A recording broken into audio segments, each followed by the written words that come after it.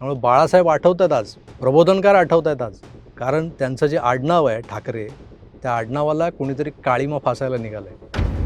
तुमचं आडनाव आडनाव आणि बाकीच्यांचं नाव काय? मी काही कुठल्या मोठ्या कुटुंबातून येत नाही. माझं आडनाव मोठं आहे म्हणून मी इथे तुमच्यासमोर बसलो नाहीये आणि त्यामुळे कुणाच्या पुण्याईवरती मी तिथे तुमच्यासमोर बसलो नाहीये. आई वडिलांची पुण्याई आहे, परंतु मी मोठ्या कुटुंबातून येतो म्हणून मी आज इथे तुमचं प्रतिनिधित्व करत नाहीये. इथं डॉक्टर बाबासाहेब आंबेडकरांनी दिलेल्या संविधानाची ही किमया आहे की आज मी तुमच्यासमोर बसलोय. आणि त्यामुळे उद्धव ठाकरेंनी मला शिवी नाही घातली. उद्धव ठाकरेंनी या मुंबईतल्या मध्यमवर्गीय आणि गरीब प्रत्येक मराठी माणसाला त्यांनी शिवी घातलेली आहे. प्रत्येक कोकणी माणसाला त्यांनी शिवी घातलेली आहे. मी मालवणी आहे. उद्धव ठाकरेंनी प्रत्येक मालवणी माणसाला शिवी घातलेली आहे.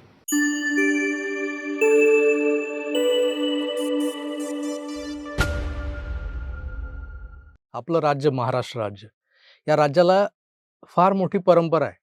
म्हणजे सांस्कृतिक आहे, आध्यात्मिक आहे आणि शिवकालीन शौर्याची परंपरा देखील आहे.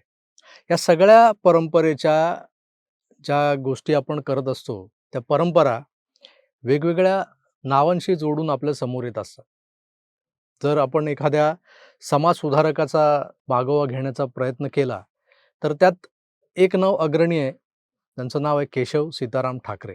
प्रबोधन नावाचं एक नियतकालिक ते प्रसिद्ध करायचे आणि त्या नियतकालिकातून ते समाजाचं प्रबोधन करण्याचा प्रयत्न करत होते, म्हणून त्यांना प्रबोधनकार असं म्हटलं गेलं आणि पुढे ते प्रबोधनकार ठाकरे या नावानेच ओळखले जायला लागले.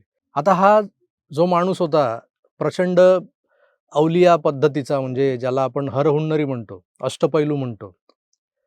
64 कला आणि अनेक विद्या ज्याच्या अंगी ठासून भरलेल्या होत्या. म्हणजे अभिनयापासून लेखनात तर ते बाप होतेच होते.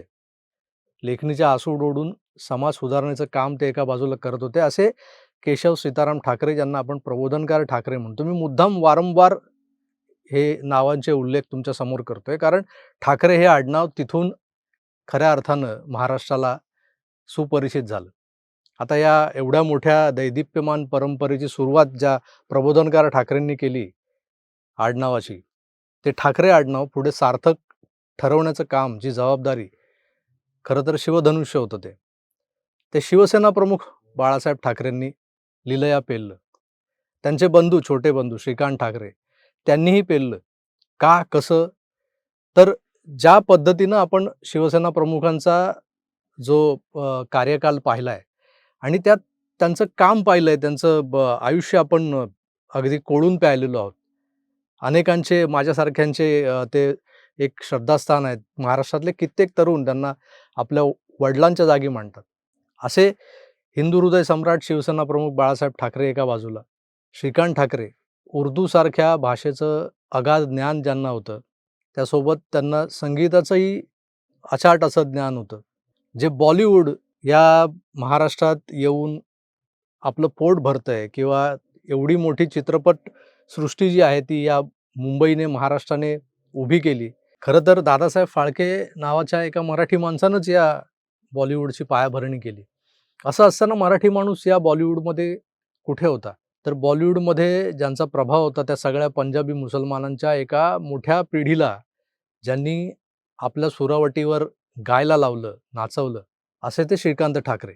मोहम्मद रफींपासून मन्ना डेंपर्यंत, हेमंत कुमारांपर्यंत सगळ्यांना आपल्या सुरावटींवर गायला लावणारे श्रीकांत ठाकरे एका बाजूला, प्रबोधनकारांचाच वारसा पुढे घेऊन चाललेले हिंदू हृदय सम्राट शिवसेना प्रमुख बाळासाहेब ठाकरे एका बाजूला, आणि त्यानंतरची त्यांची पिढी जी काही निपजली, त्यांना हे ठाकरे आडनाव कितपत पेललंय किंवा पेलवलं जातंय याचा विचार करण्याची वेळ वारंवार यापूर्वी आलेली आहे. पण काल ती प्रकर्षाने आली.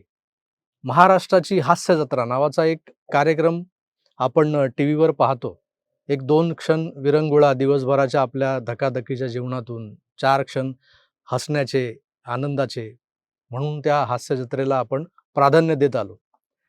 आता तिथे जे काही नाच रे मोरा आणि वाख रे मोरा, आता या सगळ्या यमक जुळवण्याच्या ज्या काही त्यांच्या कला आहेत, म्हणजे समीर चौगुले असो किंवा इतर सगळी मंडळी असो, नाच रे वाख रे, हे तिथले त्या टीव्हीपुरतं मर्यादित आहे हो, त्या सगळ्या हास्य जत्रेपुरतं.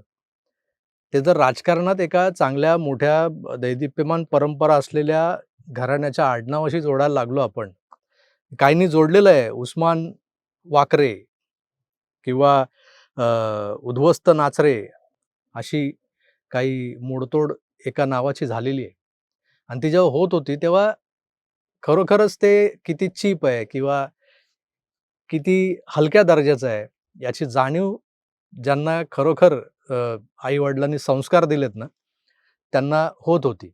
किमान मला तरी. त्यामुळे मी माझ्या विवेचनांमध्ये मी कधीही उस्मान वाकरे किंवा उद्ध्वस्त नाचरे असा उल्लेख कधी केलेला नाहीये. पण ज्या माणसाबद्दल आपण बोलतोय आज, ज्यांच्या आडनावाला एवढी मोठी परंपरा मी सुरुवात त्या परंपरेने केली. त्या माणसाची बुद्धी ही महाराष्ट्राची हास्य जत्रा लिहिणाऱ्या बरं त्यांच्याबद्दल मला अनादर नाहीये, ते स्क्रिप्ट जे लिहितात त्यांच्याबद्दल. कारण ते प्रचंड हुशार आहेत आणि त्यांच्यासारखं स्क्रिप्ट कोणी लिहू शकत नाही. कारण छोट्या-छोट्या पंचेसमधून ते लोकांना हसवण्याचं काम करतात. त्यामुळे त्यांना नावं ठेवण्याला कुठेही जागा नाही. पण त्यांच्या लेखनाला किंवा त्यांच्या एकंदर त्यांच्या सादरीकरणाला कुणीतरी फॉलो करत-करत स्वतःला महाराष्ट्राच्या हास्य जत्रेचे किंग समजू लागले असतील आणि महाराष्ट्राच्या हास्य जत्रेपेक्षाही जर बाष्कळ विनोद करण्याचा जर यांनी मक्ताच उचलला असेल आणि त्यांचे पंचेस जे कधीच वाजत नाहीत, जे आपण आजवर अनुभवलंय, हे जर सातत्याने आपल्या पुढे येत असेल तर काय म्हणायचं याला? एका बाजूला प्रबोधनकार ठाकरेंची परंपरा, म्हणजे ज्यांनी महाराष्ट्रातल्या अनेक अनिष्ट प्रथा रूढींवर शब्दांचे आसूड ओढले. त्यांनी यमकं जुळवली, पण ती चांगल्याकरता होती आणि ती प्रसिद्ध झाली होती. देवळाचा धर्म अगदी हिंदुत्व करणाऱ्यांनाही ते पुस्तक वाचल्यानंतर कुठेतरी आपण कुठे चुकतोय का? याची जाणीव होते. असे प्रबोधनकार ठाकरे कुठे? त्यानंतर ज्यांनी हिंदुत्वाचा बाणा या महाराष्ट्रात प्रखररित्या, अगदी ज्वलंतरित्या रुजवला, फुलवला, ते बाळासाहेब ठाकरे कुठे? आणि हे काल आपल्याला दिसलेले उद्धव ठाकरे कुठे?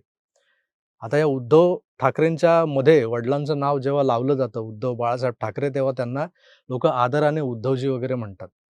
आम्ही तो आदर त्यांना देत आलो, कारण त्यांच्या मागे लागलेलं ठाकरे हे आडनाव. पण या आडनावाची खिल्ली उडवण्याचा जो काही प्रकार काल त्यांनी केलाय ना, आता त्यांना यापूर्वी कुणी उद्ध्वस्त वाकरे किंवा ठाकरे, नाचरे असं जे काही म्हणत होते ना, तर ते बरोबर होते किंवा ते चुकत नव्हते असं वाटायला लागले. शिंदेच्या शिवसेनेच्या प्रवक्त्या आहेत ज्योती वाघमारे म्हणून. तुम्ही त्यांना ऐकलं असेल, फायर ब्रँड प्रवक्त्या आहेत त्या. त्यांनी बऱ्याचदा या वाकरे, नाचरे वगैरे हे जे काही शब्द आहेत ना, ते वापरले होते. मी जेव्हा त्यांना प्रत्यक्ष भेटलो ना, तेव्हा त्यांना मी एक सूचना केली होती, की हे भलेही सर्वसामान्यांना आवडत असेल, काही लोकांना आवडत असेल, पण त्याच्यामुळे तुमच्या वक्तृत्वाची पातळी कुठेतरी घसरते असं वाटतं. मी एक सूचना केली होती आणि त्यांनी त्यानंतर त्यात बरीच सुधारणा केल्याचं जाणवलं मला. त्यांनी नंतर उद्ध्वस्त, वाकरे-बिकरे हे शब्द वापरणं कमी केलं. बहुधा आता ते वापरत नाहीत. ठाकरे आडनावाबद्दल असलेला जो काही सॉफ्ट कॉर्नर म्हणा किंवा त्यांच्याबद्दल असलेला आदर म्हणा, तो आदर कुणी निर्माण केला? प्रबोधनकारांनी, बाळासाहेबांनी, श्रीकांतजींनी. तो आदर घालवण्याचं काम, तो सगळा त्या आदराला चुना लावण्याचं काम जे आहे ना, ते ही त्यांची पिढी करते.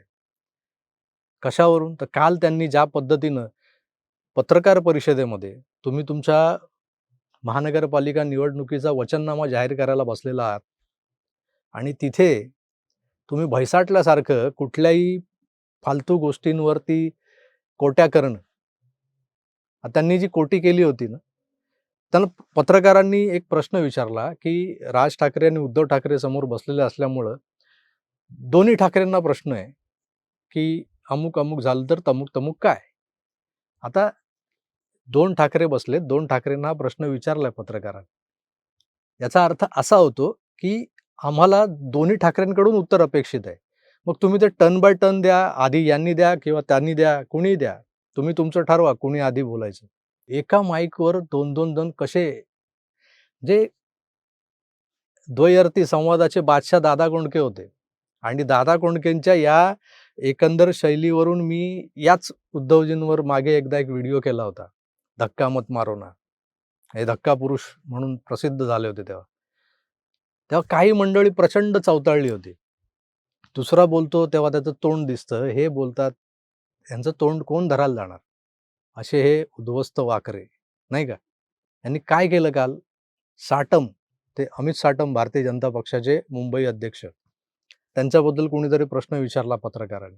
पदाधिकारी नाही, मुंबई अध्यक्ष बोलतायत. चाटम चाटम नाही काय मला ऐकायला नाही आलं. माईक घे ना जरा. चाटम आता साटम हा जो उल्लेख झाला त्यावेळेला यांनी कोण चाटम चाटम काय तुम्हाला ध्वनित करायचं होतं यातून चाटम चाटम म्हणून? तुम्ही साटम नावाच्या त्या अमित, जो कोणी आहे अंधेरीचा अमित, त्याचा अपमान करताय? की साटम आडनाव जिथं बिलॉंग करतं ना, ज्या भूप्रदेशाला, त्या मालवणाचा अपमान करताय तुम्ही. नंदू साटम शिवसेनेचे महापौर होऊन गेले. या मुंबईचे महापौर होते नंदू साटम, शिवसैनिक होते वरळीतले. बाळासाहेबही त्याला आदराने, काय रे नंदू, त्याच्या आडनावरून कधी त्यांनी असं हिणवलं नव्हतं. आणि हिणवण्यासारखं आडनाव नाहीच आहे मुळात. वाघमारे, तीरमारे, आणखीन बरेच काही असे चोरमारे असतात की जिथे कुठेतरी एक संधी मिळते लोकांना चिडवण्याची. साटम या आडनावात काय दिसतं तुम्हाला? तर सा काढून चा लावणं ही बुद्धी किती खालच्या पातळीची आहे, हेच काल दाखवून दिलं त्यांनी. म्हणजे यांच्या आडनावामागे जी काही परंपरा आहे, ती परंपरा किती लयाला गेली आहे, किंवा त्या परंपरेमध्ये जी काही ताकद होती, जी काही महत्ता होती, ती लयाला गेली आहे, हेच त्यांनी काल दाखवून दिलं. म्हणजे तुम्ही आज ठाकरे हे आडनाव लावण्याच्या लायकीचे उरलेले नाही आहात, हेच तुम्ही कालच्या वर्तनातून दाखवून दिलं. अमित साटम यांना जर तुम्हाला हिणवायचं होतं, तर त्यांच्या इतर मुद्द्यांवर बोलून, किंवा त्यांचे जे काही दावे आहेत ते कसे चुकीचे आहेत, मुंबईचा महापौर खान होणार, हे तुम्ही जर तुम्हाला खोडून काढता येत असेल तर तुम्ही खोडून काढलं पाहिजे. त्यासाठी तुम्ही तुमचे प्रतिदावे सादर केले पाहिजेत. तर तसं न करता साटमला चाटम म्हणणं, आणि कोणत्या अर्थानं, किती द्वयर्थी पातळी गाठताय तुम्ही. आणि हे गाठत असताना तुमच्या लक्षात येत नाहीये की जशी ठाकरे या आडनावाला एक गरिमा होती प्रबोधनकारांपासून, तशीच तुम्ही महाराष्ट्रातल्या प्रत्येक आडनावाला असलेली पार्श्वभूमी तपासा. शिंदे, शेळके, सूर्यवंशी, भोसले, पवार, या प्रत्येक आडनावामागे काहीतरी एक इतिहास आहे, कुठेतरी एक त्याला पूर्वपीठिका आहे. कारण महाराष्ट्र हा उगाच महाराष्ट्र नाहीये. या राज्याला, या भूप्रदेशाला फार मोठा इतिहास आहे, त्याचं गतवैभव आहे, परंपरा आहे, आणि त्यामुळं इथला प्रत्येक नागरिक ज्याचं जे नाव आहे, त्या नावाला एक गरिमा, एक परंपरा आहे. त्यामुळं मी माझ्या आडनावाचा अभिमान बाळगून जेव्हा पुढे जात असतो, तेव्हा दुसऱ्याच्या आडनावाचा अपमान करण्याचा मला कोणी अधिकार दिलेला नाहीये, कोणी मला मोकळीक दिलेली नाहीये, किंवा ती मला मिळालेली नाहीये. जर माझं आडनाव ठाकरे आहे तर मी इतरांचा अपमान करण्याचा मक्ता घेतलेला नाहीये. बाळासाहेब किंवा प्रबोधनकार जे आसूड ओढायचे शब्दांचे, बाळासाहेबांनी अनेक कोट्या केल्या, पण त्या कोट्यांमधून कोणाच्या जिव्हारी लागेल असं ते कधी बोलले नव्हते. कुठल्या जनसमुदायाचा, आणि तो विशेषतः आपल्याच मराठी माणसांचा अपमान होईल असं कधी ते बोलले नव्हते त्यांच्या सभांमधून. ते लांड्यांना लांडाच म्हणायचे, आणि इतरांना जे काही म्हणायचे तेही म्हणायचे. इटालियन बाईसमोर नाचणारी हिजड्यांची फौज, ती कुठे, कशी आणि कशी फोफावत गेली ही फौज, आणि त्या फौजेतले काही शिपाई कसे दुसऱ्यांच्या आडनावाची लावायला बसतात, तेही आपण आज पाहतोय. त्यामुळे बाळासाहेब आठवतात आज, प्रबोधनकार आठवतात आज, कारण त्यांचं जे आडनाव आहे ठाकरे, त्या आडनावाला कोणीतरी काळीमा फासायला निघालंय. तुमचं आडनाव आणि बाकीच्यांचं नाव काय? विचार करा मित्र. साटम या आडनावालाही काहीतरी गरिमा आहे. कोकणातून, मालवणातून आलेला हा गरीब चाकरमानी इथल्या मिल मजदुरांमध्ये रमला, कामाला लागला. अनेक साटम आडनावाचे मी जॉबवर मुकादम पाहिलेत मुंबई महानगरपालिकेमध्ये. एक साटम भारतीय जनता पक्षाचा आमदार आहे, मुंबईचा प्रदेशाध्यक्ष आहे. त्यापूर्वीचा एक साटम मला आठवतोय, त्याचं नाव नंदू साटम होतं, जो शिवसेनेचा महापौर होता मुंबईचा. मित्र, असे अनेक साटम आहेत जे कोकणातून, मालवणातून मुंबईत आलेत, आणि इमाने इतबारे जगण्याची ही जी काही वारी आहे ना, ती नित्यनियमाने पायी चालत असतात.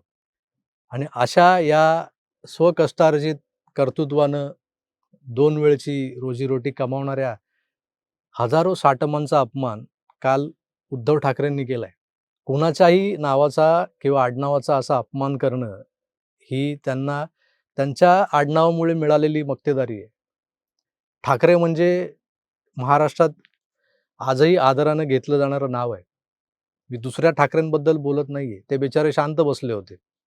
एकाच ठाकरेला हास्य जत्रेच्या कुणीतरी येऊन इंजेक्शन टोचल्यासारखं, बरळल्यासारखं जे काही चाललं होतं त्यांचं.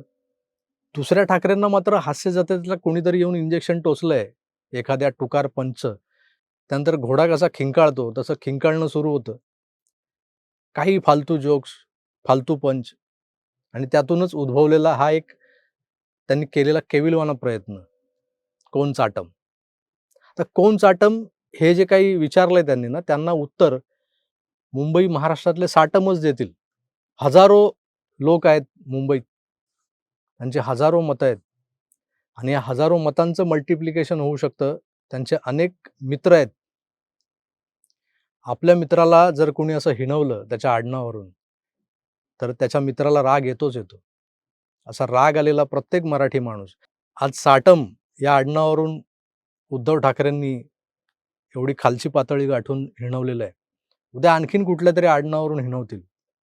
कारण यांनी मक्ता घेतलाय. यांचं आडनाव ठाकरे आहे ना. यांना लायसन्स मिळालंय दुसऱ्यांच्या आडनावाची अशी चिरफाड करायची. त्यांना हिणवायचं. अगदी खालच्या दर्जाला जाऊन हिणवायचं. त्यामुळे लक्षात ठेवा मित्र, हा जो काही अपमान झालाय ना, तो कोकणी मालवणी माणसाचा अपमान झालेला आहे. मराठी माणसाचा अपमान झालेला आहे.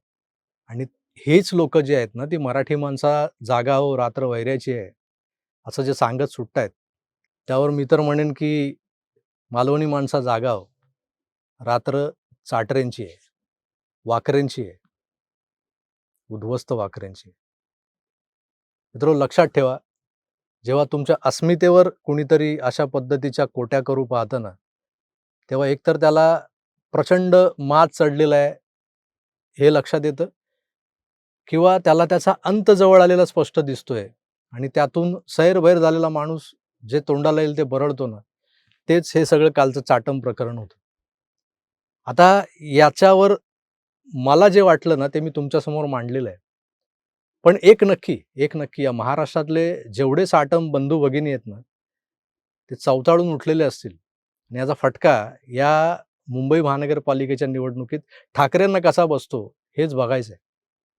तुम्हाला काय वाटतं? एकंदर या सगळ्या अशा आडनावावरून जी काही हिनवा-हिनवी, चिडवा-चिडवी सुरू आहे ना, एका महानगरपालिकेच्या निवडणुकीसाठी आपण आपल्या घराण्याची, आपल्या आडनावाची जी काही गरिमा आहे, जी काही परंपरा आहे ती विसरून इतक्या खालच्या थराला उतरतोय, याचं भान ज्यांना राहत नाही, आपण म्हणजे हास्य जत्रेतले समीर चौगुले आहोत की काय असं वाटू लागतं.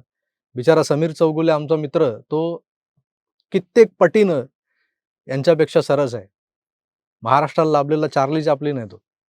त्याची ही कॉपी करायला जाणं आणि ती पण अशी दुर्दैवी तोंडावर आपटणं, हा सगळा कालचा प्रकार होता. अर्थात याचे जे काही पडसाद उमटायचे ते उमटतीलच. आपण पाहण्याचं काम करूया. तुर्तास इथेच थांबतो.